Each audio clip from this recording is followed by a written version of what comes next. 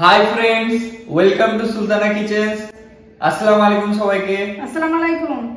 আজকে মা পালক পনির করবে, তার জন্য কি কি নিয়েছে দেখে নেওয়া যাক। এখানে 250 গ্রাম পনির নিয়েছি। এখানে সেদ্ধ করা পালং শাক নিয়েছি, হালকা সেদ্ধ করে নিয়েছি, নিয়ে ঠান্ডা জলে রেখে দিয়েছিলাম, ফ্রিজে ঠান্ডা জলে রেখে দিতে হবে। এখানে ধনেপাতা নিয়েছি আর একটা কাঁচা লঙ্কা নিয়েছি, রসুন কুচি নিয়েছি, আদা কুচি নিয়েছি, বাটার নিয়েছি, কসুরি মেথি, গরম মশলা, গোটা জিরে, জিরে গুঁড়ো, লঙ্কার গুঁড়ো, হলুদের গুঁড়ো, ধনে গুঁড়ো, টক দই আর ফ্রেশ ক্রিম। তো চলো রান্নাটা শুরু করা যাক। প্রথমে আমি পালং শাকের পিউরিটা করে নেব। তার জন্য আমি একটা মিক্সিং জার নিয়েছি, মিক্সিং জারের মধ্যে সেদ্ধ পালং শাকটা নিয়ে নিলাম, ধনে পাতাটা নিয়ে নিলাম,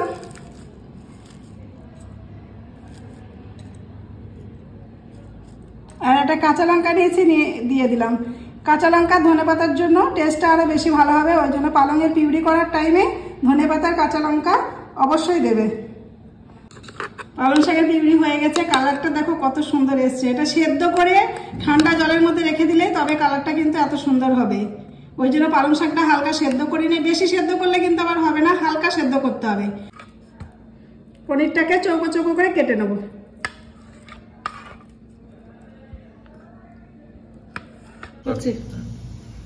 এখানে আমি তেল গরম করে নিয়েছি, পনিরগুলোকে হালকা ফ্রাই করে নেব।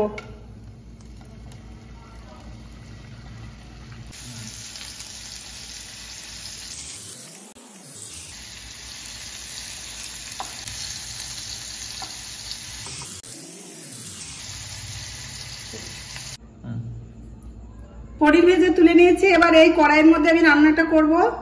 আরো কিছুটা তেল নিয়ে নিয়েছি, এবার জিরেটা ফোড়ন দিয়ে দেবো।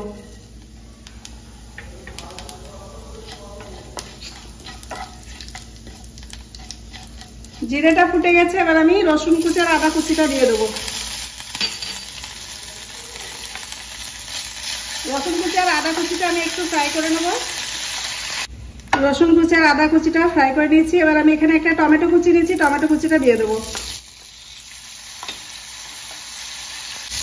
এটা কিছুক্ষণ ঢেকে দেবো যাতে টমেটোটা নরম হয়ে যায়। টমেটোটা সফট হয়ে গেছে, এবার আমি পালং শাকের পিউরিটা দিয়ে দেবো। কালারটা কিন্তু দারুণ। মিক্সিং জারটা ধুয়ে সামান্য পরিমাণে একটু জল দিয়ে দিলাম।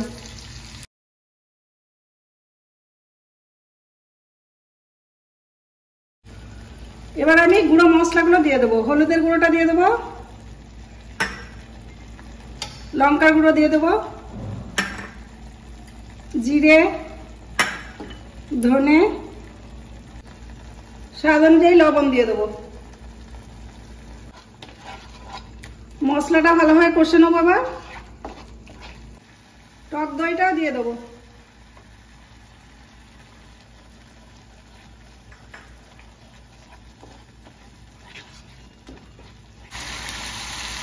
পিউরির সাথে মশলাটা খুব ভালোভাবে কষে নিয়েছি। এবার আমি পনিরগুলোকে দিয়ে দেবো।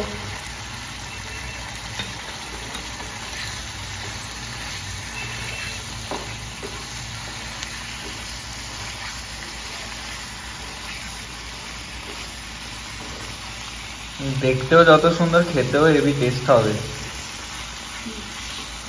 আমি হাফ কাপ মতো জল দিয়ে দেবো।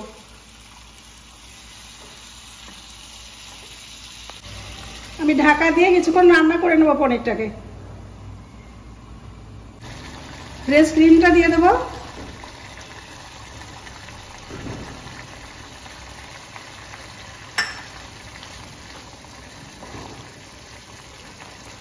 এক চামচ মতো গরম মশলা দিয়ে দেবো।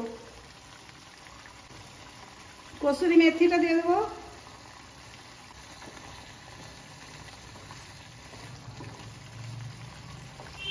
সব শেষে বাটারটা দিয়ে দেবো।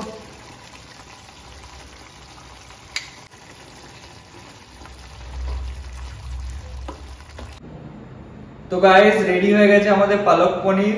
তার সাথে নান দেখতে পাচ্ছ, খুব সুন্দর হয়েছে, গন্ধটা হেভি সুন্দর। তো এবার টেস্ট করে দেখা যায় কিরকম হয়েছে।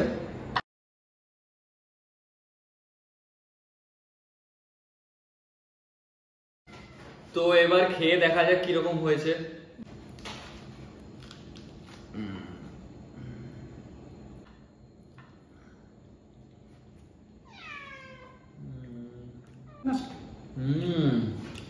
দারুণ হয়েছে।